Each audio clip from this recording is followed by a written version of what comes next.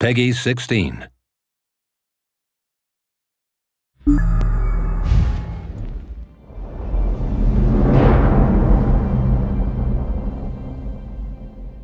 Hi, I'm Paul Sage. Hi, I'm Nick Conkle. Hi, I'm Dan Crenshaw. And we're here to talk about the group gameplay in Tamriel. Yeah, so here what we're looking at is an overland boss monster. One of the things we looked at is the fact that people at first really kind of like to get their legs, so to speak, under them by playing alone. And so what we wanted to do is provide friction elements to really get people involved in playing with other people, because we don't want to force you to play with others. We want to give you encouragement. So we opened up here with Sorcerer's Crystal Shard, kind of stun the guy right off. I'm the healer there, just went into lightning form. We'll do it again. Yeah. So that's going to reduce my damage. So I usually pop that when the boss has turned to target me. You see me blocking there as he unleashed his AoE. I popped the healing ward, or steadfast ward, on my buddy Eric there, since he was getting focused by the boss. And now I'm just spamming. Yeah, when he gets to low health, it's time for Mage's Fury. So we have pretty furious. You know, the execute abilities in our game are really useful and very popular. So when you get a boss down to a certain health threshold, everyone kind of just goes into execute mode and try and finish them off as fast as you can. This is trying to find a group member, and the fact that, you know, we don't want you to, we want to make sure that the world is big, and therefore we put lots of exploration points, but we don't want to artificially keep you from people by making it to where, you know, it takes an hour to get to somebody. So we have fast travel mechanisms where you can use either these way shrines, which is what you're seeing here, or you know, if you're actually in the group, you can teleport to that nearest group member, which may put you at a way shrine just because we have to put a safe place. But the idea is to get you with your group members as fast as possible. Yeah, and being able to just pop open your map, click on that way shrine, and instantly teleport there anywhere that you've already discovered. It's really nice. And this is a Dark Anchor encounter. Yeah, anytime you see something like this out in the world and you know, hey, there's 6 guys there and they're performing some sort of super ritual, and I'm pretty sure something terrible is going to happen after that, you want to be able to quickly get a friend to come with you, because you're not going to be able to take that out by yourself, probably. That guy's going to be fine. Trust me, guys. I don't think he's going to be fine at all. It's going to be great. he's floating in midair. Yeah. Yeah, so he got sacrificed, and in his place, bad things. I think one of the funniest things about Dark Anchor, he's going to be fine too. Oh, he's not going to be fine at all. No, that feels good. Yeah. Poor guy floating up into the sky. Countdown to 1 shot. 3, 2, 1. 1 shot. There's nothing wrong with sneaking up with a bow. P.S. That guy was dead. 1 shot. Give him the AoEs. The idea is that Molag Bal, who's this, you know, a Daedric prince, is trying to pull the world, which is called Nirn, into his realm of Cold Harbor, and basically make it a bad time for everybody. So this is one of those anchor points, and that's why you see all of his minions spawning in.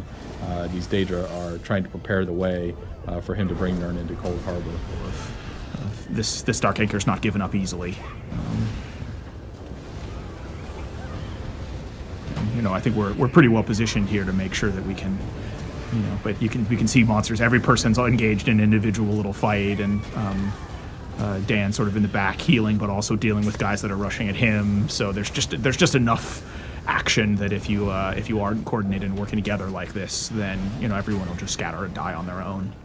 So, you know, Dark Anchor's really started to take off when we introduced the mechanics of you know, the switches there, or the pinions that you have to release, and you have to decide, okay, which one of us is going to go stop fighting the monsters to go run over and hit the pinions. It just added, you know, a few more interesting decision points in the gameplay there. Yeah, I really like the feel of it versus how, like, it used to feel more like an arena, you know, a game style, and this is more like Bal's trying to defend himself, throwing everything he's got at you, and you sort of have to just deal with all the problems, and they're just coming constantly.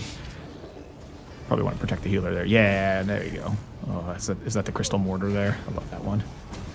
Yeah, I really like just how it's just a continuous wave of all kinds of terrible things from all kinds of terrible Daedric enemies, right? And, you know, and because of that unpredictability, you want to make sure you bring a you know, really flexible party and build to the situation.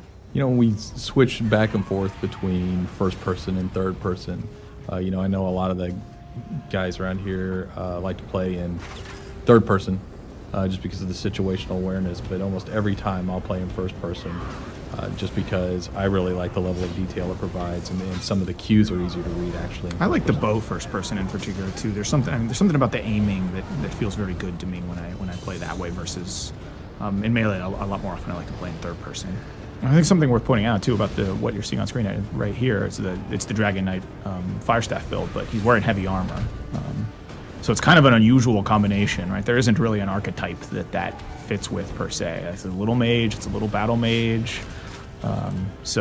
And it's just something that people found on their own. It wasn't necessarily something we built the game around. It was a build that emerged naturally when people sort of found the synergy between the Firestaff and some of the Dragon Knight abilities.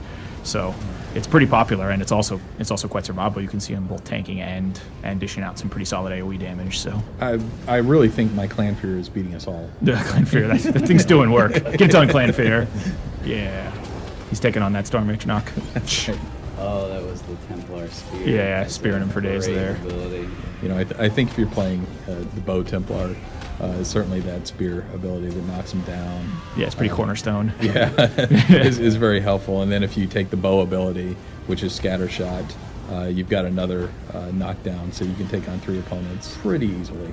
Yeah, so I chose the Sorcerer Healer because I love the heal staff abilities first off, and the Sorcerer gets a ton of mana regen. Dark Exchange.